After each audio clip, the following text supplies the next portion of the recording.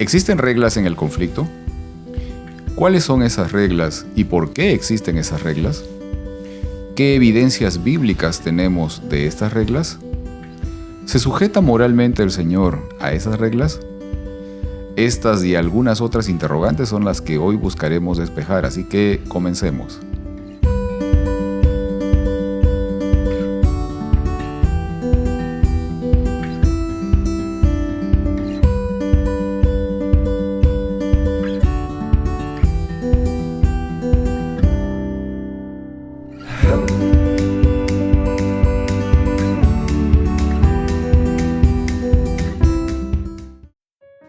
Hola, bienvenidos a este momento de estudio de la lección de escuela sabática. Hola Margarita. Hola Pedro, ¿qué tal? Muy bien, ¿cómo has estado? Muy bien, gracias. Qué bueno. Hola Heriberto. Hola Pedro. ¿Cómo has estado, Heriberto? Muy bien, gracias. ¿Sí? Sí. Un poco frío. Se puso frío de repente. Sí, un frente frío. Sí, de repente aquí donde estamos empezó a un fuerte viento frío y bueno, Creo cambió un poco que el clima. lavé el carro porque según ya no iba a llover, llovió. Mala decisión. Mal momento, pero bueno. Qué bueno que estamos juntos otra vez para tener este momento de estudio y yo creo que va a ser de mucho provecho también, como lo ha sido obviamente estudiar este tema esta semana. Pero ¿qué tal si empezamos con una oración? ¿Quieres orar, Margarita? Oremos. Sí. Gracias Señor, gracias Dios. Gracias por la oportunidad de aprender y de conocerte más. Dios, en cada aspecto vemos más tu grandeza. Ayúdanos a poder compartir esa grandeza con todos quienes nos relacionamos. En el nombre de Jesús, amén. Amén. Amén. Muy bien, y el título de la lección en esta ocasión es Las reglas del conflicto. Y quiero leer del libro de Primera de Juan, el capítulo 3, los versículos 7 y 8. Y dice: Queridos hijos, que nadie los engañe. El que practica la justicia es justo, así como Él es justo. El que practica el pecado es del diablo, porque el diablo ha estado pecando desde el principio. El Hijo de Dios fue enviado precisamente para destruir las obras del diablo. Interesante esto y lo que menciona Juan en estos versículos. Y él habla sobre la práctica del pecado, y el que practica el pecado, dice, es del diablo. Es lo que menciona en este versículo el apóstol. Ahora, ¿cómo definimos el pecado? ¿No?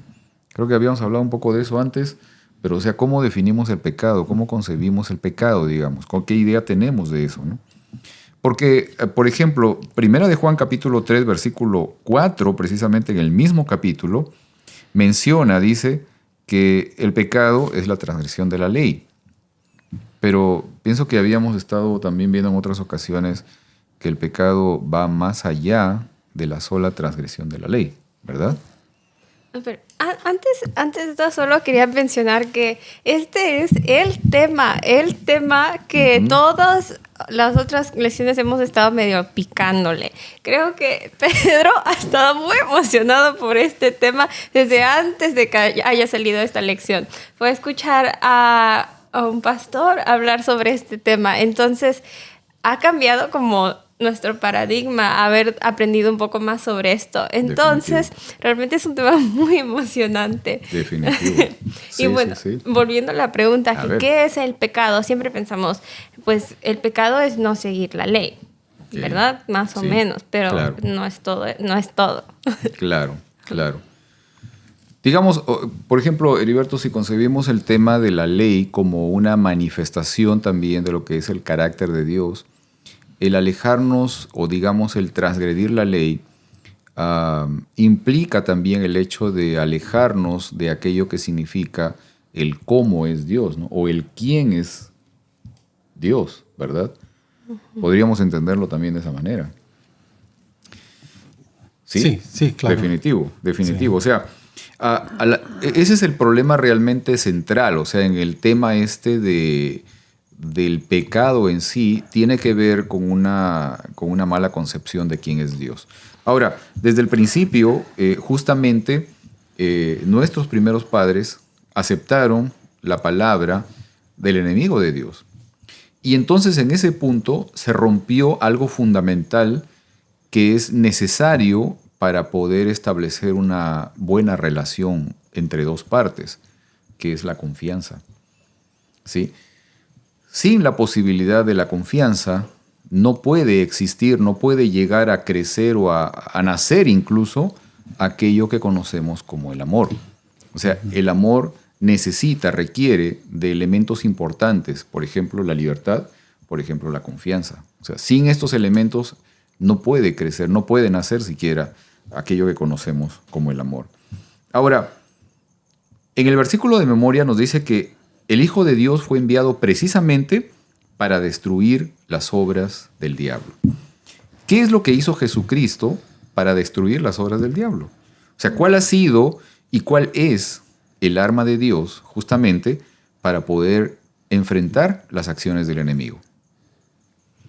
Pues como dijo Dios, es que Él vino a pues revelar el carácter de su Padre.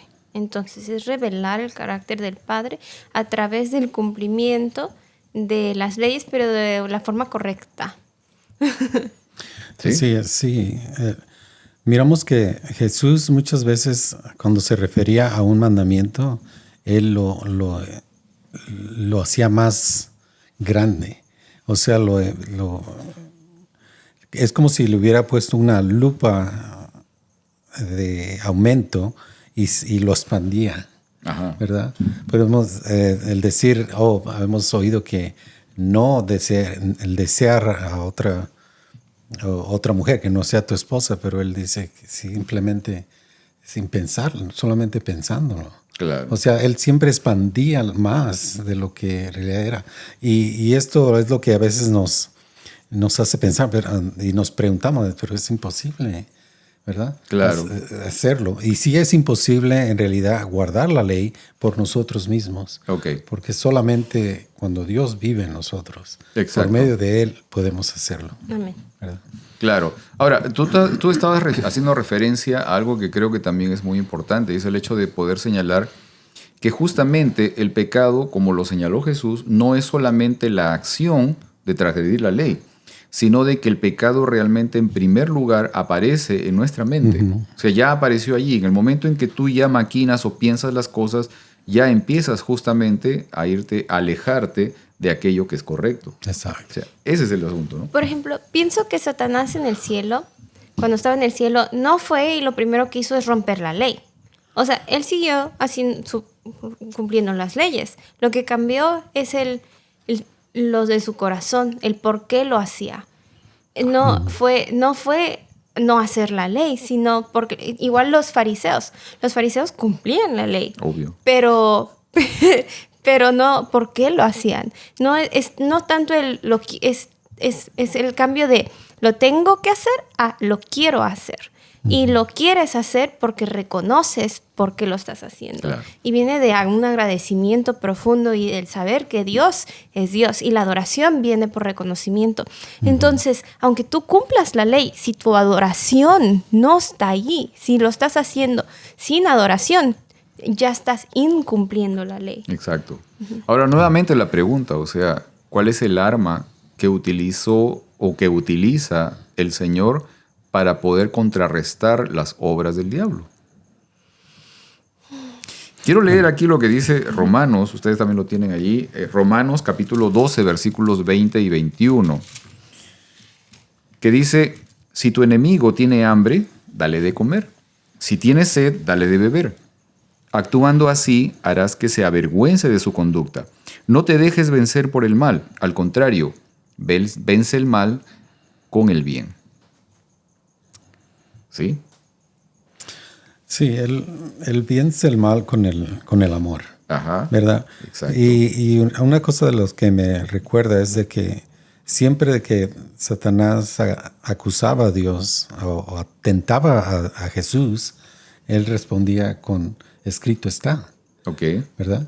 Él siempre se refería, también eso puede ser que es un contraataque. ¿Cómo es que él respondía a los ataques de Satanás? Uh-huh. Él se refería a la palabra de Dios, lo que estaba escrito. Ok, ¿verdad? Ok.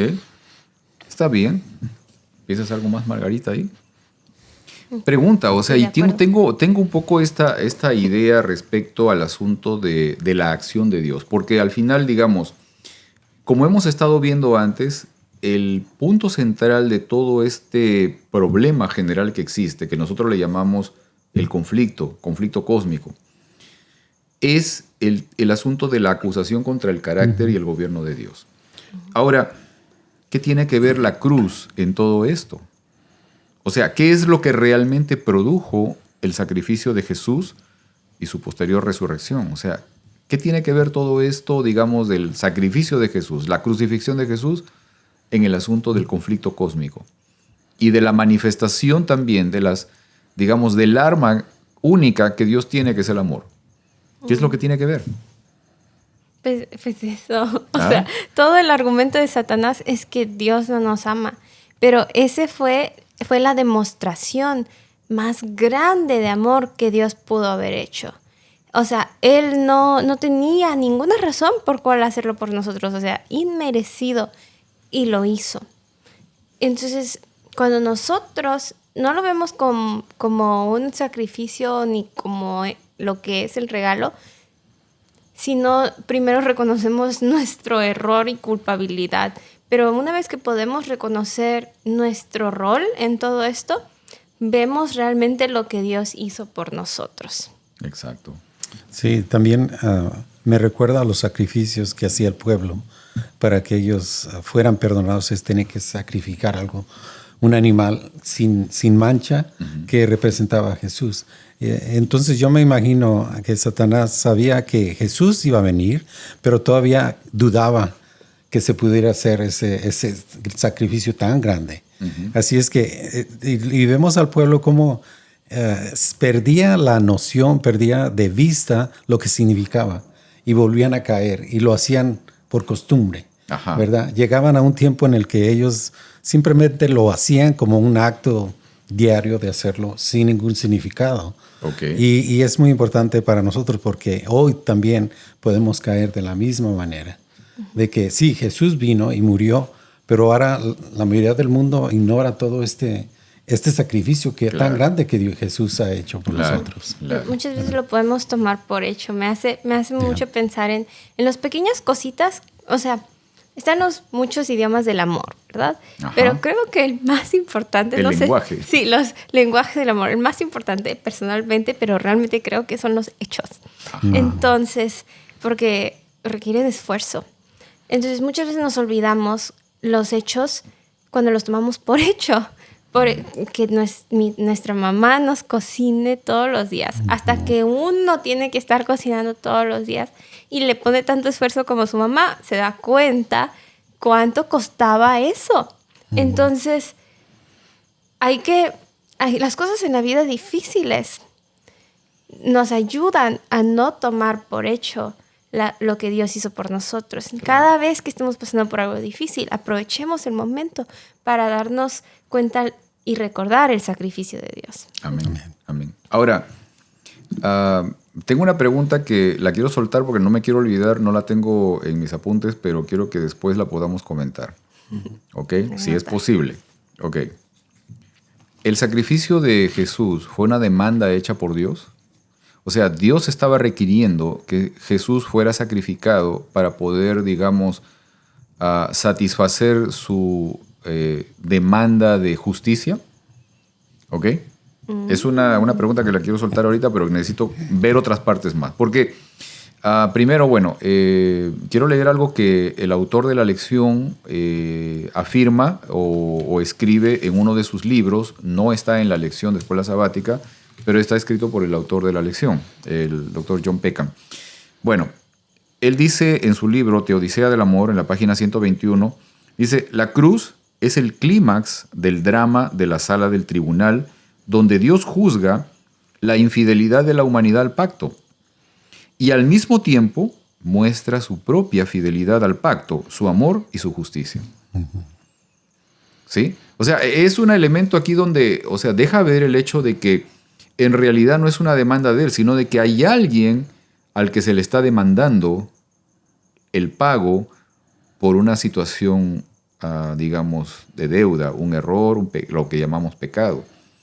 ¿Sí? O sea, en ese momento, o sea, Dios utiliza la justicia para poder decir sí, o sea, esa persona tiene que cubrir esa demanda, esa necesidad de esa falta, esa deuda, pero él mismo se hace responsable por esa deuda, ¿sí? Por ese pago. ¿Ok? Yep.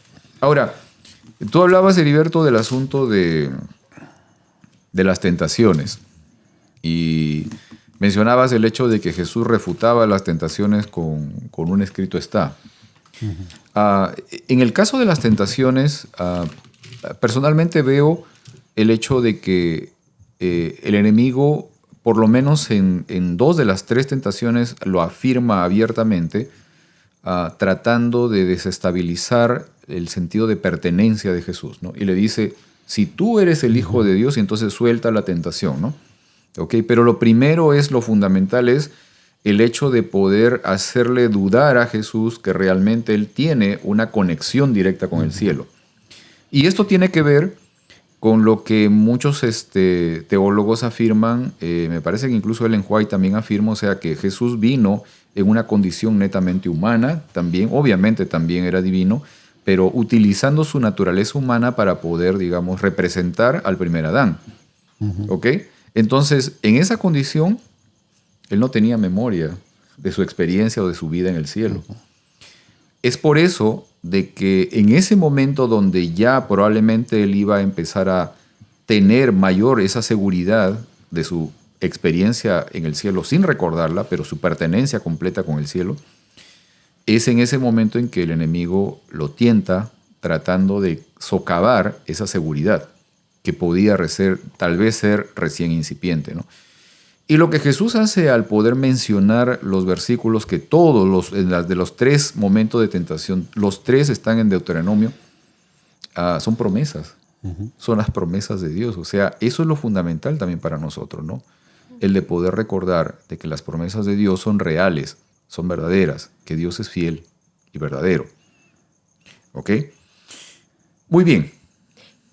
Quiero comentar Vamos, sobre Margarita. eso, que muchas veces a nosotros se nos olvida que somos hijos de Dios y no nos comportamos como hijos de Dios o nos sentimos menos enfrente de otras personas porque se nos olvidan estas promesas. Pero nosotros al recordar las promesas no es para gloriarnos en nosotros mismos, sino para darnos fuerza de actuar como hijos de Dios. Exacto. Entonces, igual que Jesús, las promesas están para limpiar nuestra mente de todas esas cosas negativas que nos decimos y llenarlas de todo lo que Dios nos dice que somos. Amén, amén. Porque ese es un punto importante. O sea, el trabajo del enemigo es buscar minar tu percepción, tu seguridad de pertenencia, de identidad, de que tú realmente eres hijo de Dios. O sea, eso es lo que trata de minar. Por ejemplo, en la depresión, ¿qué piensa uno? No soy útil, no soy necesario. Esas son ideas que Satanás metió. Entonces, las ideas que Dios nos da son vida. Yo soy hijo, yo soy hecho a la imagen de Dios. Mi cuerpo es maravillosamente hecho. Esas cosas, tengo un propósito en esta vida. Claro. O sea, no son las afirmaciones que todo el mundo dice que hagas, es leer la Biblia. Exacto, eso es. O sea, y como digo, el propósito de Satanás es lo contrario. O sea, contrario a lo que es el propósito de Dios. Creo que habíamos conversado, hecho esta pregunta también, de que cuando nacemos, o creo que la hicimos en clase, ¿no? Cuando nacemos como hijos de Dios, porque ¿de qué manera nos llegamos a convertir en hijos del diablo? Porque en algún momento Jesús también se lo dijo a los religiosos de su época, ustedes son hijos de su padre el diablo, ¿no? O sea, nacemos como hijos de Dios, pero después podemos llegar a ser hijos del enemigo. Y parece que sí, o sea, porque justamente ese es el trabajo del enemigo, ¿no? De poder socavar, de poder destruir, de huir aquella identidad, aquella seguridad y firmeza de que nosotros somos verdaderamente hijos de Dios. Ok, quiero leer. Y ese es el pecado. Ese es el pecado, exactamente, ese es el pecado. Quiero leer del libro de Lucas, el capítulo 4, los versículos 5 al 7. Aquí vamos a ir con lo que estabas mencionando, Heriberto. Lucas capítulo 4, versículos 5 al 7. Dice, entonces el diablo lo llevó a un lugar alto y desde allí le mostró en un momento todos los reinos del mundo. El diablo le dijo, te daré poder y autoridad sobre todos estos reinos y también te daré su grandeza porque a mí me lo han dado y yo se lo doy a quien yo quiera. Todo esto será tuyo si me adoras. Interesante. Ahora, estos versículos detallan algunos aspectos importantes. Obviamente está dentro de lo que conocemos como la tentación de Jesús. Pero como dije, si bien es cierto que las tentaciones se enfocan principalmente en socavar la seguridad de la pertenencia de Jesús con el cielo, o sea, de estar directamente conectado con el cielo, las expresiones y las palabras del enemigo en las tentaciones también nos dejan ver algunos detalles interesantes, ¿ok? Por ejemplo, considerando el hecho de lo que nosotros estamos reconociendo y que es el motivo de nuestro estudio en esta ocasión, que son las reglas del conflicto, ¿qué revelan las palabras de Satanás con respecto a estas reglas establecidas? ¿Qué revelan las palabras de Satanás con respecto al dominio y la jurisdicción que se le otorgó a él? Porque aquí está diciendo algo interesante. Él dice esto: te daré poder y autoridad sobre todos estos reinos y también te daré su grandeza porque a mí me lo han dado y yo se lo doy a quien yo quiera. ¿Sí? Sí. Reconocemos lo que es, por ejemplo, lo que es jurisdicción, ¿no? Sí, sabemos que desde el principio el trabajo que se le dio a Adán fue de responsabilidad. Él era responsable por la creación. Okay. De lo que Dios le dijo, te he puesto aquí. Él nombró a los animales, cuidó de los animales.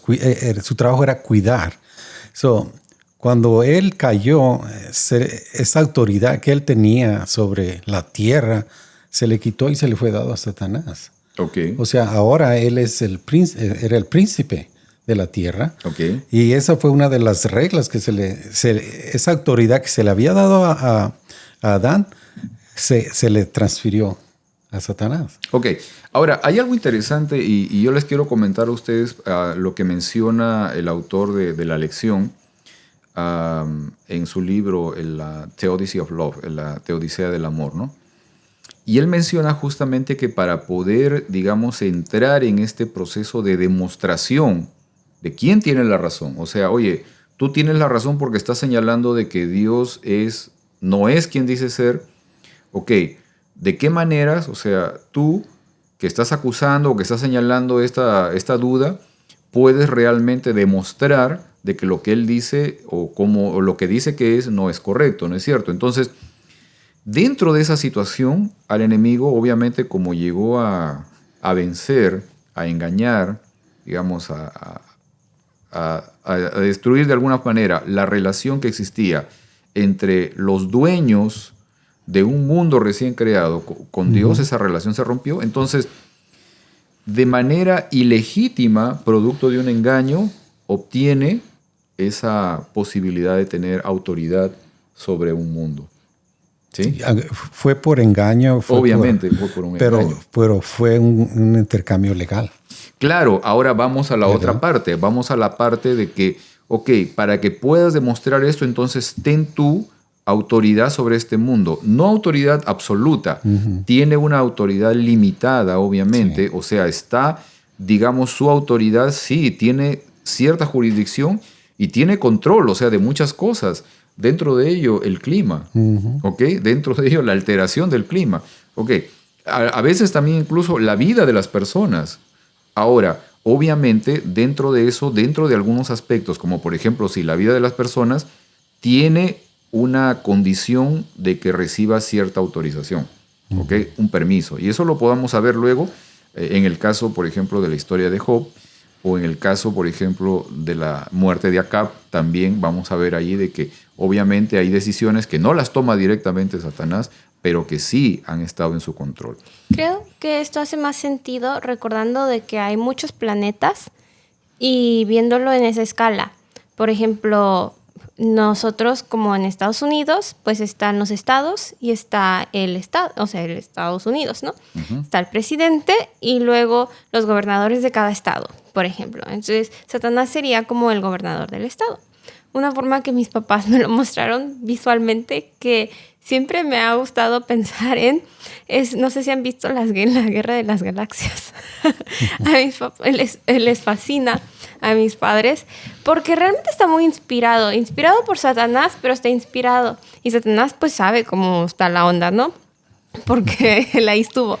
Entonces, claro que los seres de otros planetas quizá no se ven como se ven en esa película, pero hay una escena en que hay una reunión enorme, es como un coliseo, ajá, donde están todos y están teniendo discusiones de lo que está pasando en el universo. Uh-huh. Y es más o menos, y hay unos que se están peleando en el centro, salen y se pelean. Entonces, y tienen discusiones entre, pues, ¿qué se va a hacer? Son todos los líderes de todos los planetas. Y eso es lo que está sucediendo en el cielo, es enorme.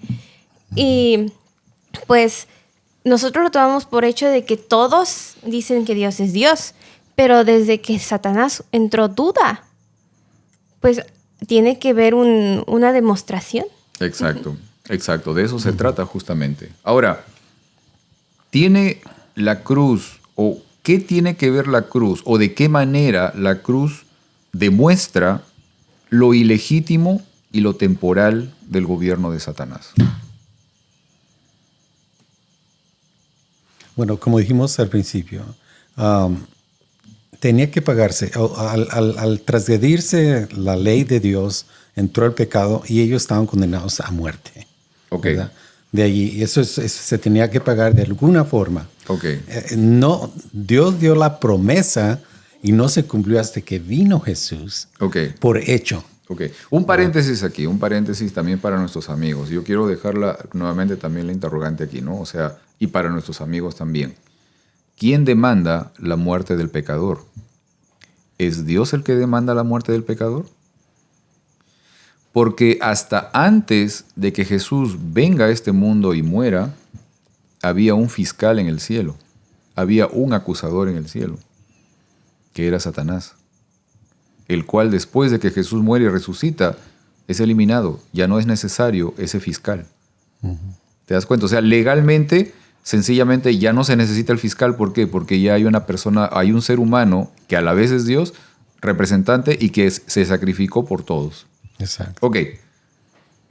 ¿Cómo la cruz justamente demuestra esta condición, ¿sí?, de ilegítimo y temporal del gobierno de Satanás, ¿no?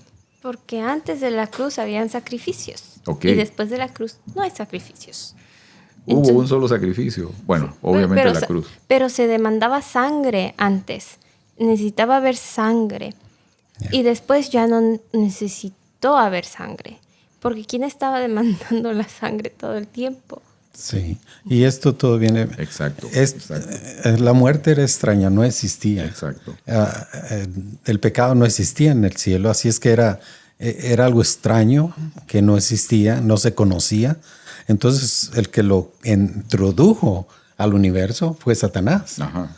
Al él violar la ley, al querer ser como Dios, entonces él introdujo el pecado y a la misma vez introdujo la muerte.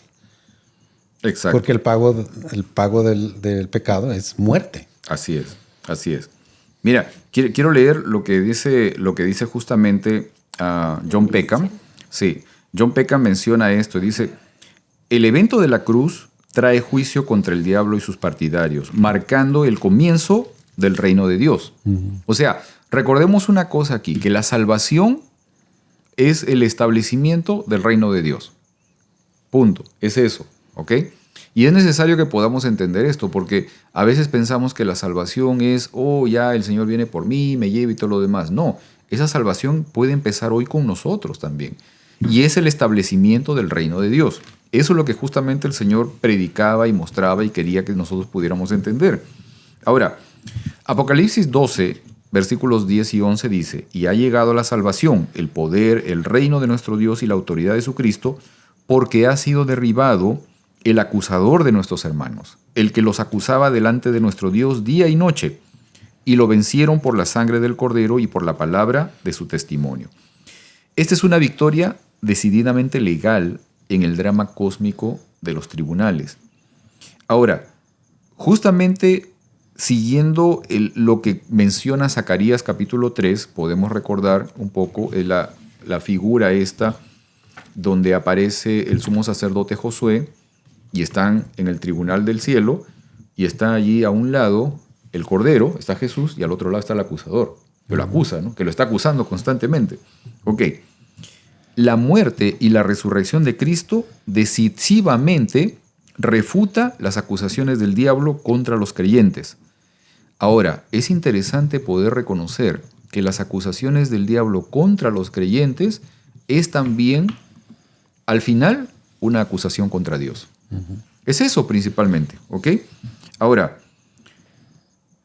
en el libro también del autor de la lección sostiene que la muerte y la resurrección de Cristo han resultado en la excomunión de Satanás del cielo, como dice Apocalipsis capítulo 12. En consecuencia, el príncipe de este mundo ya ha sido juzgado. La obra del juicio que se refiere a la derrota de Satanás, por lo que esta derrota no es una hazaña arbitraria de poder, sino que es un juicio. Es interesante esto, o sea que la crucifixión de Jesús, su muerte en la cruz, en realidad es un juicio contra Satanás. Eso es. Por eso es de que al final Satanás es un ser derrotado después de la muerte de Jesús. Cuando Pablo dice, y lo expuso públicamente, ¿no? Delante de todos, o sea, está hablando de todos los seres del universo, o sea, lo expuso delante de todos para que a través del sacrificio de Jesús en la cruz, todos pudieran ver exactamente quién es realmente Satanás, cuáles eran realmente sus propósitos. ¿Ok? Ahora, es interesante también que en la tentación que Satanás le expone a Jesús, él pone delante de Jesús lo maravilloso del mundo, ¿no? O sea, los reinos, la riqueza, el poder, ¿no? O sea, nos hemos dado cuenta de que en mucha manera el enemigo utiliza justamente esta estrategia para poder, digamos, encandilar nuestros ojos o nuestros sentidos y poder arrastrar nuestra atención en una dirección opuesta a la de Dios. ¿Por qué será que muchas veces se utiliza justamente el poder, la riqueza, la fama, no sé, la popularidad, muchas cosas, ¿no? De ese tipo, para poder alejar a las personas de todo aquello que significa el camino de Dios?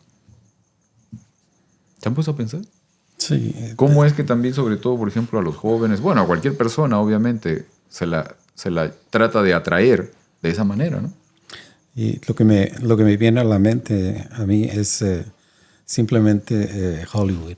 Ajá. ¿Verdad? Sabemos que muchos de los artistas literalmente dan su alma al enemigo para que él les pueda ayudar a engrandecer su fama. Claro. Y sabemos que hacen muchos ritos, hacen muchas cosas que usualmente no hablamos, pero en realidad ellos tienen su Dios. Sí, sí. Y creo así que como nosotros creemos en el Dios que nos ayuda, que nos protege, ellos también tienen su Dios. Exacto. Y creo que los en la actualidad ayuda a sobreponerse y a engrandecerse. Lo reconocen públicamente, creo, en la actualidad con mucha facilidad también, ¿no?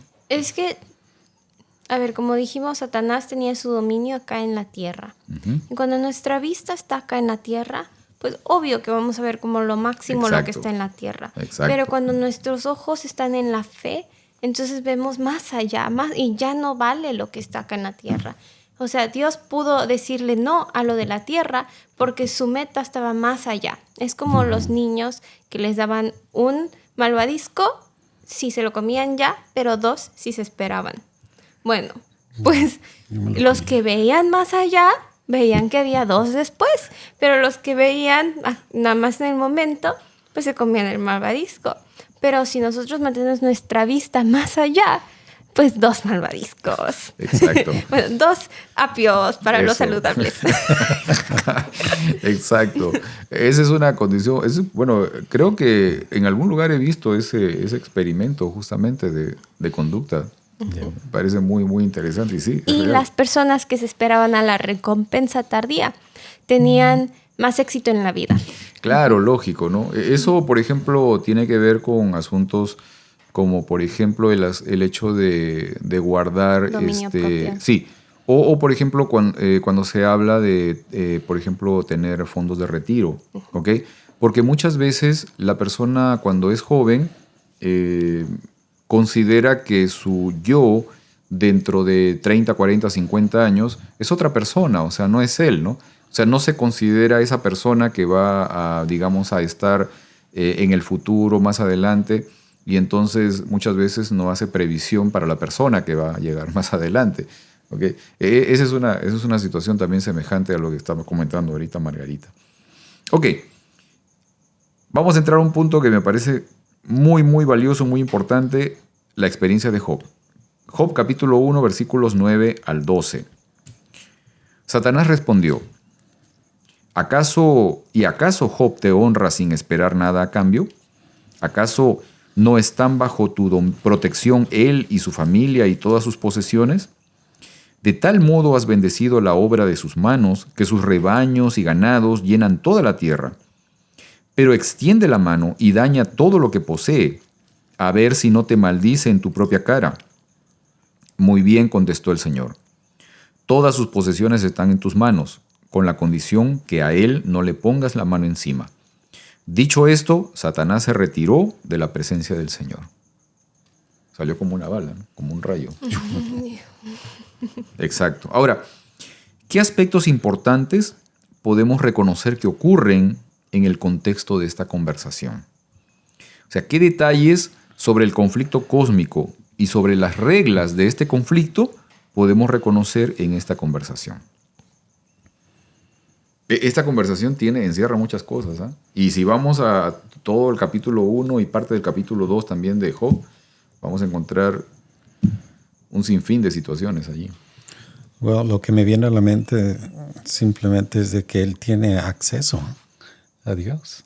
Okay. A presentar su caso. Claro. Y eso es algo que en realidad en la tierra nadie tiene. Claro.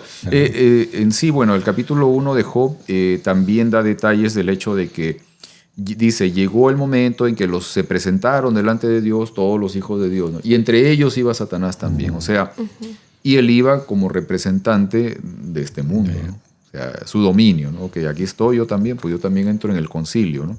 Ahí está lo que mencionaba Margarita de la película esta de Star Wars, sí, la guerra de las galaxias, y entonces ahí están en el concilio, todos ahí de diferentes partes del universo, ahí están. Ok, representación porque tiene jurisdicción y tiene gobierno, o por lo menos tenía, ¿ok? Sí. Eso también es muy importante y es claro, o sea, esa jurisdicción y ese gobierno se terminaron. Pero ¿Okay? Algo más a notar es como que la sombrilla de protección de Dios, ¿no? Ok, esa es otra, ¿ya? Y estamos hablando aquí, ya estamos hablando de reglas del conflicto, ¿ok? Sí. Esa sombrilla de protección, Heriberto, ¿sí? Ese elemento de cerco. Ay, yo la tengo solo porque mis papás oran por mí. Eso es muy importante. O sea, la manera en que nosotros, digamos, podemos ejercer un beneficio, una bendición a nuestros hijos, a nuestros seres amados, por el hecho de orar por ellos, ¿no? Y nuestra responsabilidad y compromiso también de poder orar por ellos, por nuestros hijos, por nuestros seres amados, así como por otras personas en necesidad, de poder también rogar al Señor por ellos, ¿no? ¿Quería decir algo? Sí, lo que estoy pensando es de que qué audacia de Satanás, porque en realidad está retando a Dios. Esa es otra parte. Está retando a Dios, diciéndole, tú no eres justo. Exacto. En realidad le está diciendo que no es justo. Exacto. Ahora, quiero que visualicemos y nuestros amigos también, ¿no? Porque esta conversación entre Satanás y el Señor, que el libro, digamos, literalmente lo recolecta de esa manera o lo describe de esa manera, en realidad no es una conversación privada. O sea, no es una conversación entre dos partes que se encuentran de forma amical o casual y que empiezan un diálogo. No. Están dentro de un concilio, están en realidad en un tribunal, o sea, están desarrollándose un asunto legal y dentro de eso es que ocurre esta conversación, ¿ok? Y esa era una de mis preguntas, o sea, ¿podemos nosotros percibir el hecho de que dentro del contexto de esta conversación se encuentra en un asunto, dentro de un marco de una discusión legal realmente que tiene que ver con el carácter de Dios? ¿Que tiene que ver con un cuestionamiento a Dios? O sea, eso es lo que se está ventilando, eso es lo que de eso se está hablando en ese momento. Por eso es de que el Señor, cuando le pregunta a Satanás, ¿tú de dónde vienes? Y ahí le dice, ¿has considerado a mi siervo Job? Y obviamente se desarrolla todo lo demás, pero hay un cuestionamiento contra Dios. Cuando el Señor obviamente le menciona a Satanás respecto de Job, de que es una persona justa, etcétera, etcétera, y Satanás responde, ¿no? Y le dice, no, pero tú lo has cercado de todo lo demás. En realidad lo que está diciéndole a Dios es, tú no eres justo, o sea, o tú a él lo proteges, o sea, tú no dejas que yo realmente demuestre si él es justo o no. Está diciendo, solo te quiere porque le das todo, ¿También? pero si no le das nada, no te quiere. Es todo eso, es todo eso. No eres digno de ser querido. Exacto. Exacto. Y el adorar a Dios es adorarlo porque quieres, no porque tienes que. Obviamente. Obviamente, si no, digamos, la adoración no sería sincera, ¿no? O no sería por amor la adoración a Dios. Sería miedo. Sería por miedo, sería por conveniencia, por otras razones. Y eso no es amor. No es amor verdadero. ¿Sí? Pues cada vez que estamos en un momento malo, aprovechemos a adorar a Dios para darle puntos. Claro, claro, exactamente, exactamente. Ahora, es evidente el poder del enemigo en la vida humana, como también, como lo comenté hace un momento, o sea, también tiene un poder sobre la alteración climática, ¿sí? Algo que nos está preocupando mucho en el presente. Ahora, ¿por qué creen ustedes de que incluso hoy todavía seguimos pensando que las desgracias relacionadas con, por ejemplo, los fenómenos atmosféricos son acciones de Dios? ¿Cómo podríamos, por ejemplo, enseñarles a los más jóvenes, a los más chicos, de que estos fenómenos que a veces causan mucho daño no son en realidad la acción de Dios? Pues también creo que tiene que ver un poco la narración de la Biblia. Porque, por ejemplo, cuando contamos la historia de Noé, pues Dios destruyó al mundo. Entonces, pues si Dios pudo... Aunque yo tengo una percepción diferente. Ajá, pero así lo contamos. Y así se lo Exacto. contamos a los niños. Exacto. Entonces, la forma que nosotros narramos las cosas, pues es como nosotros lo vamos a percibir. Exacto. Sí, Exacto. sí, porque eso lo hemos estado hablando varias veces, que cómo es que Dios, siendo un Dios de amor, puede causar una destrucción de su misma creación. Exacto. Pero discutimos esto, pero en realidad no nos ponemos a pensar, ok, si no fue Dios, entonces, ¿cómo fue que ocurrió? Exacto. ¿Verdad? Y también, por ejemplo, cuando Sodoma y Gomorra, Ajá. pues decimos, pues Dios lo destruyó. Ajá. Pero es la forma que nosotros lo hemos estado narrando y contando las historias de los niños toda la vida. Entonces, pues los niños van a crecer con esa percepción. Exacto. Yeah. Y en parte, en realidad, claro, uno narra lo que dice la Biblia, pero también debemos reconocer que lo que está escrito allí fue escrito por personas que a su vez percibieron las cosas de determinada manera. O sea, en este caso, por ejemplo, el asunto del diluvio, el asunto de Sodoma y Gomorra, Moisés fue el que escribió todo eso y Moisés fue el que justamente percibió ese asunto. Y quiero leer un versículo en Romanos 12:2. Dice, no conforméis a este siglo, sino transformaos por medio de la renovación de vuestro entendimiento, para que comprobéis cuál sea la buena voluntad de Dios. Amén. Entonces, cada vez que nosotros entendemos algo de una manera nueva y buena, hay que cambiar nuestras acciones y no conformarnos a lo que todo el tiempo. Exacto. Yeah. O como dice también la palabra, ¿no? Todo don bueno, todo bien y todo don perfecto viene de Dios, ¿no? En realidad es eso, ¿no? Que solamente del Señor recibimos siempre lo bueno. Es eso, ¿no?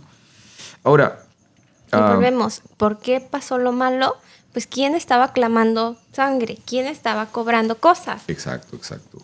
Por si no quedó duda, Sí. por si no quedó clara la respuesta. Gracias por hacerme recordar esa parte, Margarita, porque en realidad es eso, ¿no? O sea, el libro de Job justamente nos deja ver un asunto detrás de la cortina, ¿no? O sea, poder entrar en un área ligeramente, o sea, se destapa un poquito la cortina y podemos ver lo que hay más allá de nuestra realidad.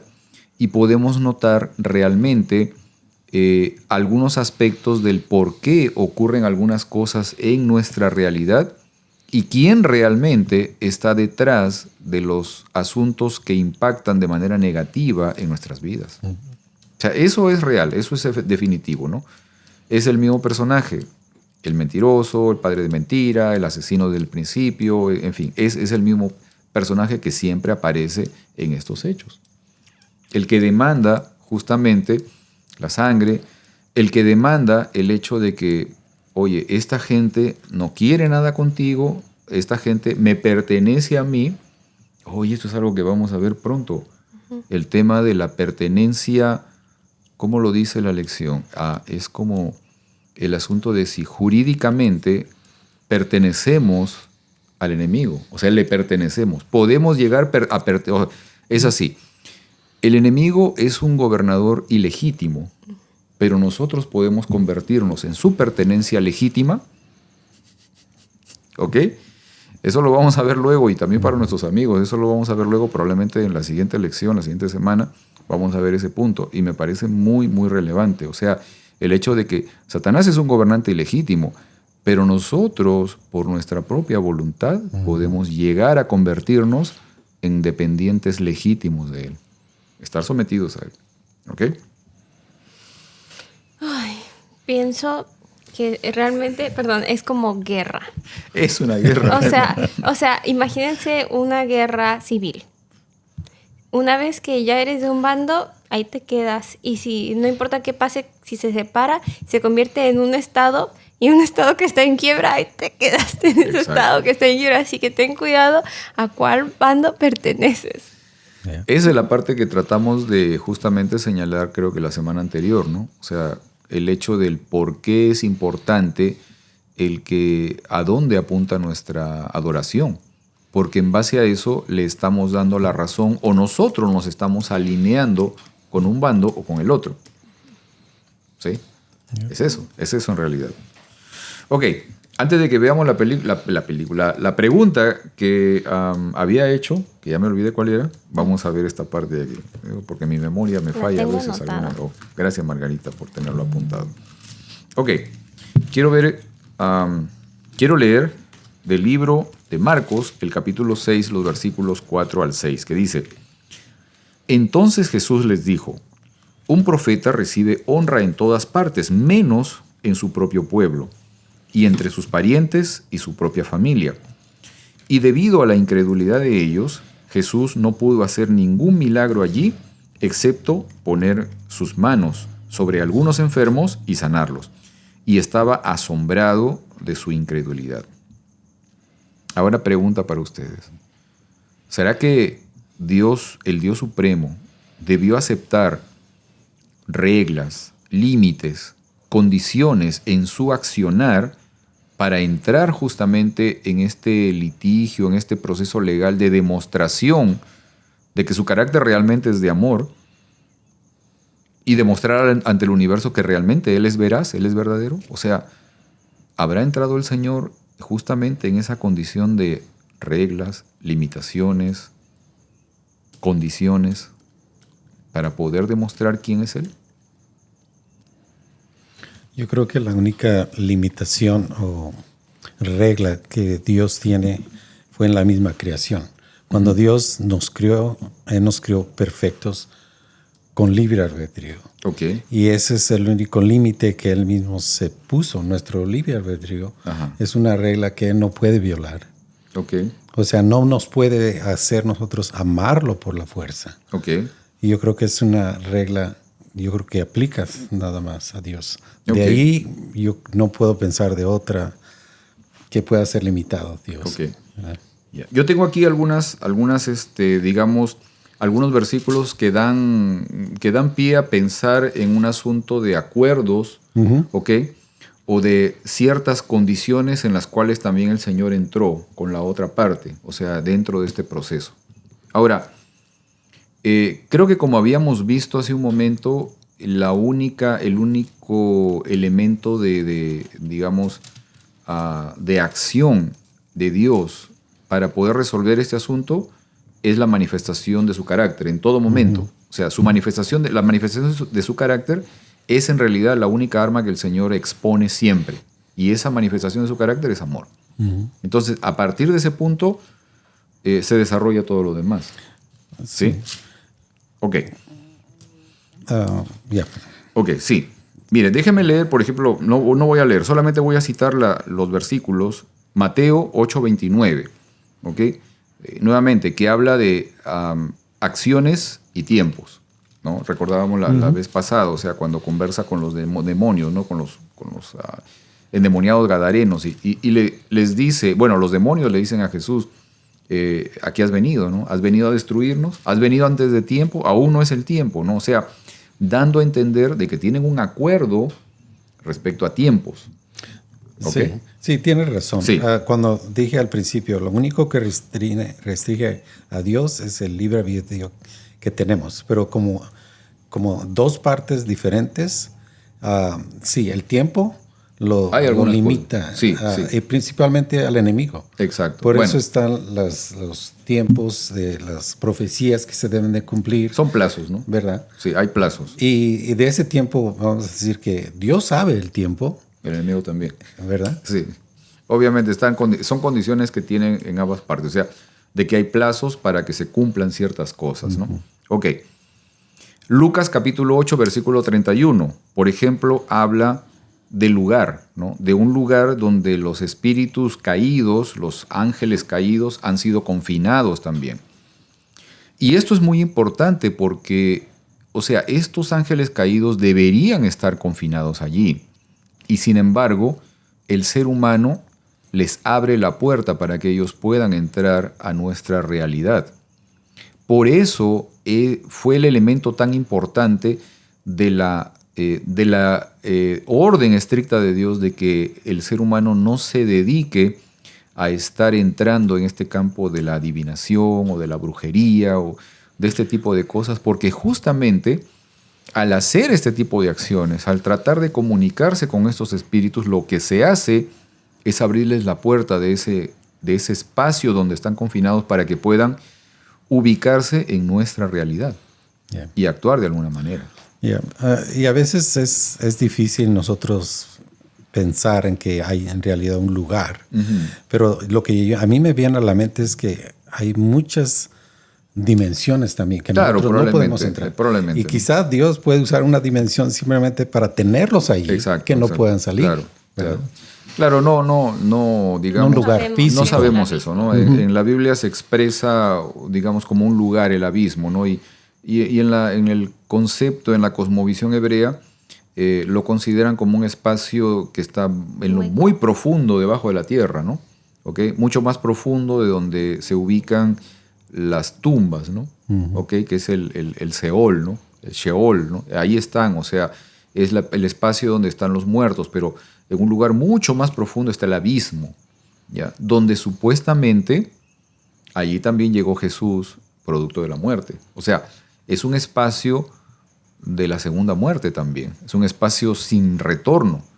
Allí también supuestamente estuvo Jesús, cuando eso se menciona en Apocalipsis, cuando dice, yo soy el que era y el que fui, en fin, ahora soy nuevamente.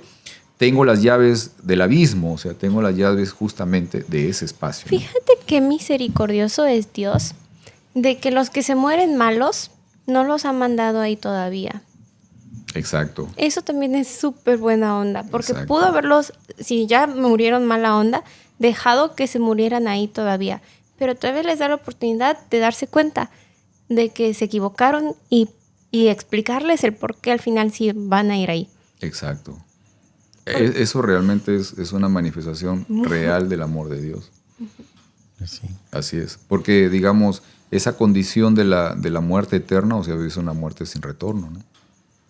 Sin retorno. Ese es el punto, ¿no? Ok. Además de esto, todavía hay algunas cosas más, ¿no? Por ejemplo, lo que estaba mencionando ahorita, Mateo capítulo 13, versículo 58, el hecho de que en algunas ocasiones Dios tiene, digamos, a pesar de que quisiera actuar en favor de las personas en mayor grado, no lo puede hacer debido justamente a digamos, al rechazo probablemente. La Biblia lo expresa como la falta de fe. Quizás de alguna manera podemos considerarlo el tema del libre albedrío, ¿ok? O sea, hay una condición ahí que a veces que le impide a Dios actuar más en favor de la persona. Y aquí también Dios nos da la solución porque sabemos que está la oración. Exacto. Que es lo que abre esa posibilidad para que Dios pueda obrar. Así es, así es. Cuando esa limitación está de por sí, de por hecho, pero el simple hecho de nosotros aplicar la oración, entonces abrimos esa puerta. Amén. Y quitamos esa limitación. Amén, amén, amén. Fíjense que creo que ya les había comentado hace un tiempo atrás, y bueno, en clase lo comentamos, el asunto de que en casa estamos participando de un grupo de oración en las mañanas, muy, muy temprano, y digamos el momento de oración implica, bueno, una pequeña meditación que la hace alguien, todos escuchamos, pero después de eso ya se entra en la parte de la oración en sí, y esta oración tiene secuencias. Y la primera parte de la oración es la de poder manifestar adoración a Dios, manifestar alabanza al Señor por quién es Él. ¿Ok? Y eso es un elemento muy, muy serio, o sea, muy importante, porque quizás nuestros amigos, yo mismo, cada uno de nosotros, estamos acostumbrados a que nuestra oración sea un pedido, ¿no? O sea, te pido, Señor, esto, te pido por fulano, te pido por mi casa, por mis hijos, mi problema, etcétera, ¿no? Y en realidad, la oración fundamentalmente es la posibilidad de decirle al Señor, Señor, yo reconozco que tú eres así. Yo reconozco que tú eres yo reconozco que de ti encuentro o en ti encuentro esto, ¿no? O sea, esos aspectos realmente son lo importante en la oración porque eso me está ayudando a poder conocer mejor a Dios. Al reconocer en Él sus cualidades, quién es Él, realmente lo que estoy haciendo es aprendiendo a conocerlo. Y eso es la vida eterna. Eso es realmente la vida eterna, que te conozcan a ti, el único Dios verdadero, y a Jesucristo, a quien has enviado. Eso es fundamentalmente. Entonces, en este elemento de la oración, el reconocer a Dios o sus cualidades o reconocer quién es Dios es fundamental.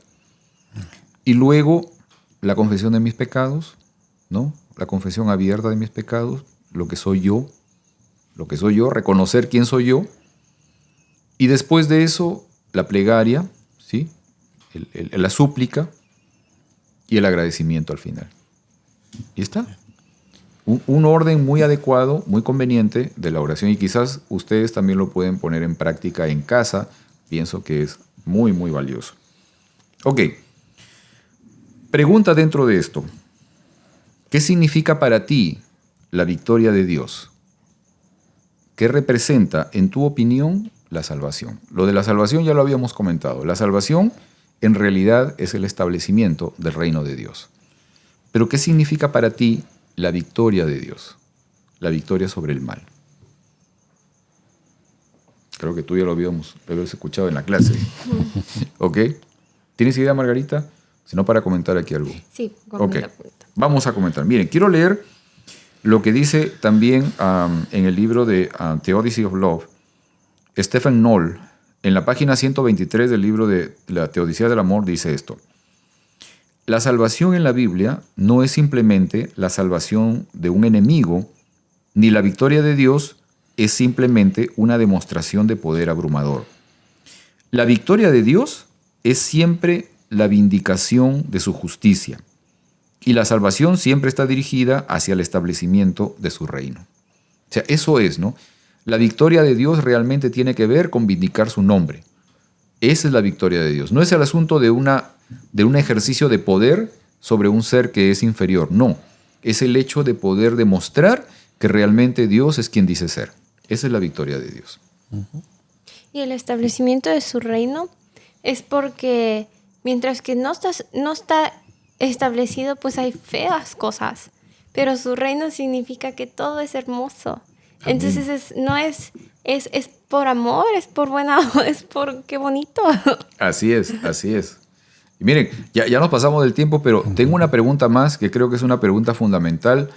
Llegamos a esta pregunta y es crucial para nosotros y creo que también lo va a ser para ustedes. Sí. ¿Ok? Les dije que esta lección era a lo que estábamos llegando. Esto es muy importante y esta es una pregunta crucial, así que si se perdieron todo lo demás, por favor no se pierdan esta parte porque es elemental. Time coso. Exacto. Satanás es un ser derrotado.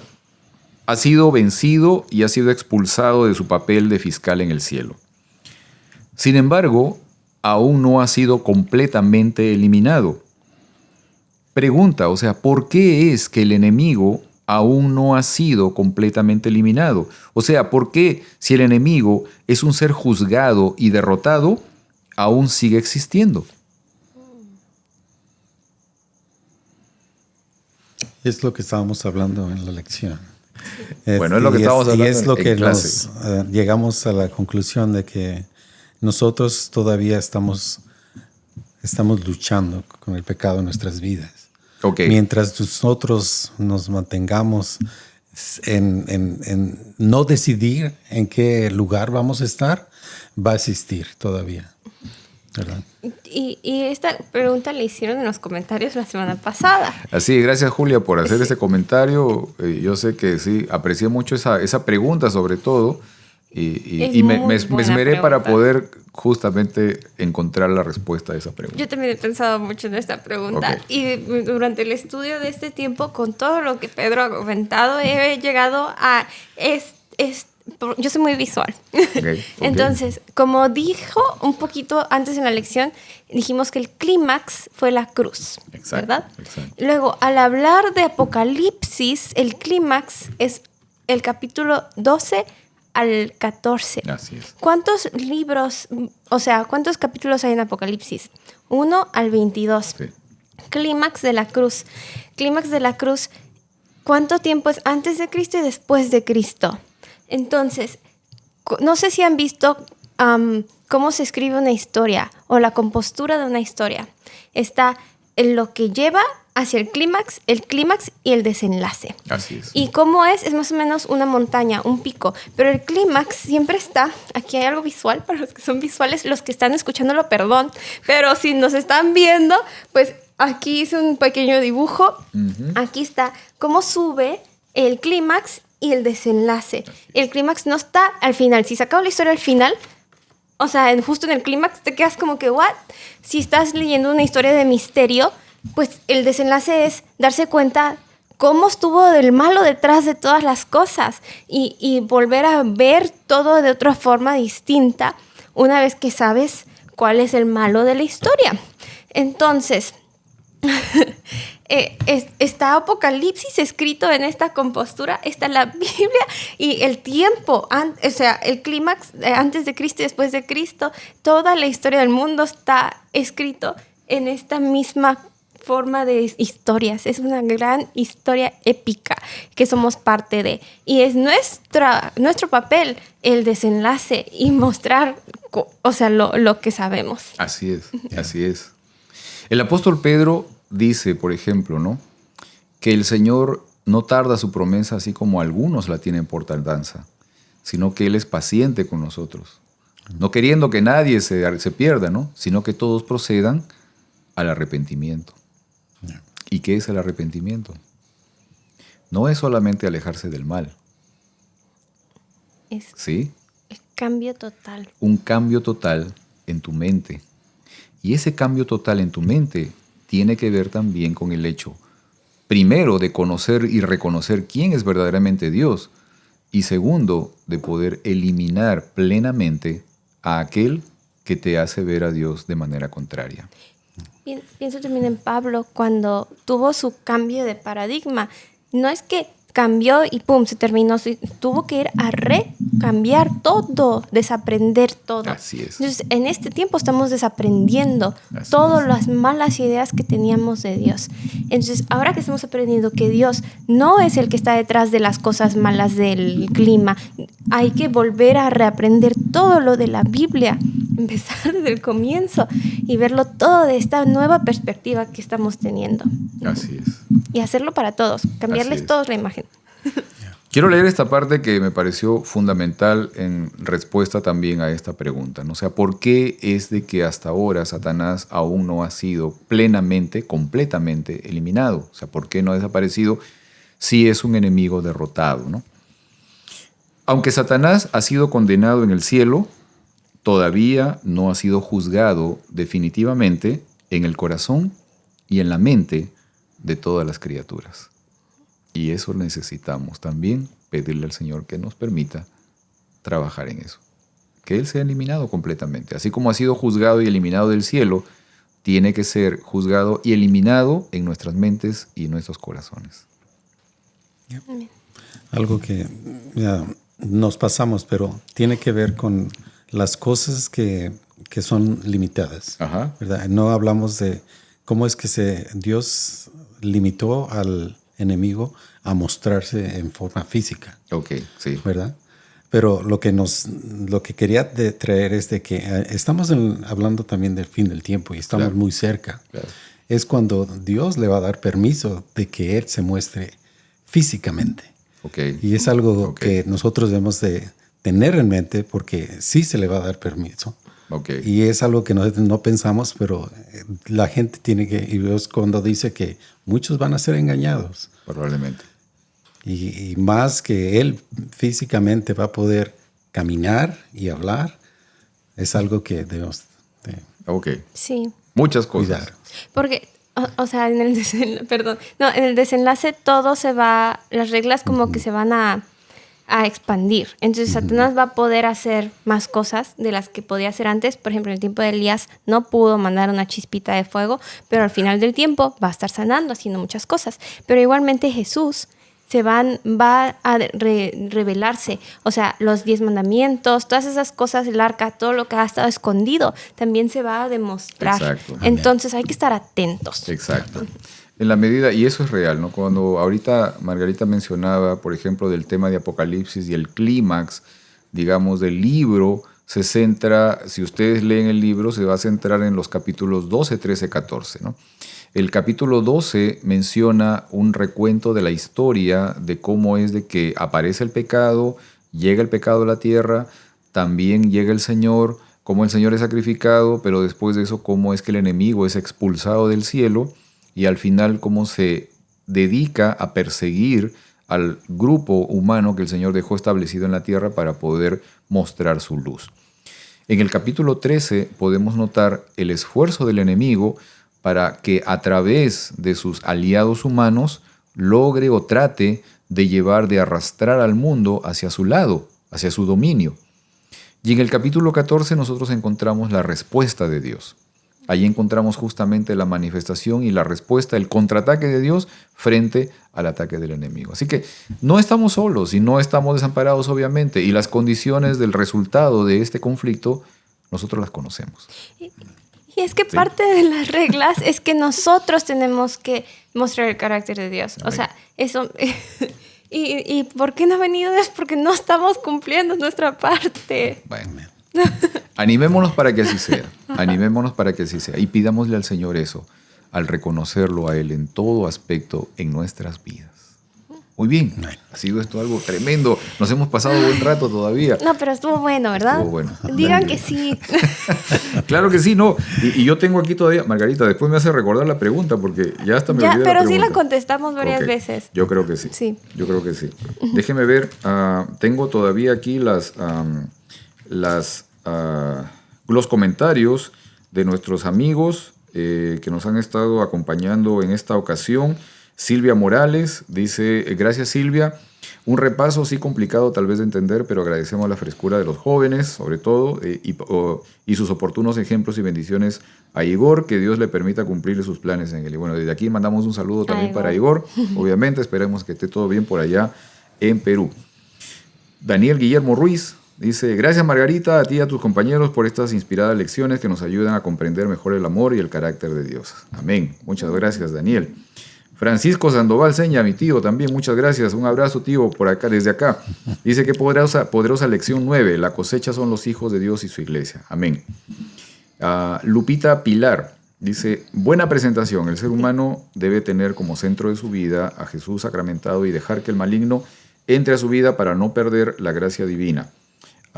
Postdata Margarita, bueno, Margarita es una buena madre, dice, pero lamentablemente su gato es callejero. Y a Igor también saludos, le manda saludos a Igor, dice, échale ganas y muchas bendiciones a todos. Julia Núñez también dice, Satanás era el director de música del cielo, es un experto en cómo la música afecta a la mente. Y también Julia aquí hace justamente la pregunta que habíamos comentado hoy. Dice, ¿por qué Dios no eliminó a Satanás después de la cruz y la resurrección, cuando ya todo el universo le debe haber quedado bien claro el verdadero carácter de Satanás? Porque no le quedó claro. Exacto. Ya comentamos esa pregunta y muchas gracias también, Julia, por la pregunta. Y a cada uno de ustedes por sus comentarios también y por estar también siendo parte de esta experiencia de compartir la palabra del Señor. ¿Qué tal si oramos, Heriberto? Sí, claro. ¿Sí? ¿Puedes orar? Claro que sí. Padre nuestro, gracias te damos por esta lección tan importante que hemos aprendido de los límites que existen entre el bien y el mal y cómo es que la historia se desenvuelve, pero tú siempre sales ganador. Sabemos que tú vienes pronto, ayúdanos a estudiar por nuestra parte, a aprender más de los misterios que tú tienes, que quieres revelar para tu pueblo, que nosotros personalmente tomemos tiempo de orar, de estudiar y de tener una relación más cerca contigo. Señor, bendícenos, bendice a aquellas personas que nos están viendo por diferentes canales, bendícelos a ellos también y a sus familias. Gracias en el nombre de Jesús. Amén. Amén, amén. Muy bien, nos vemos entonces la próxima semana. Jóvenes, sí. Nos vemos entonces la próxima semana, amigos, también. Hasta luego.